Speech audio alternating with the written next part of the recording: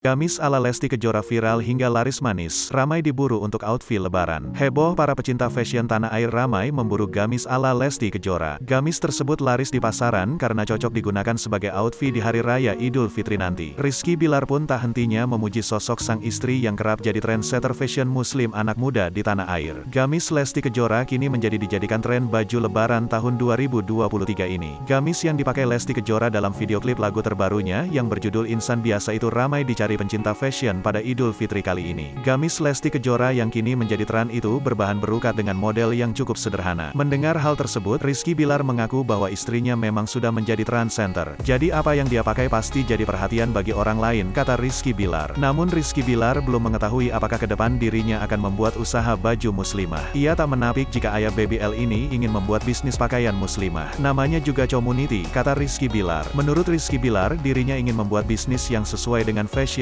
dan hobinya. Tapi belum fix mau bikin bisnis apa, katanya. Ia berharap agar Allah memudahkan dirinya untuk membuka bisnis baru. Mudah-mudahan Allah mengizinkan, ujarnya. Tapi jangan nanti kalau nggak jadi bikin bisnis malah dihujat, katanya.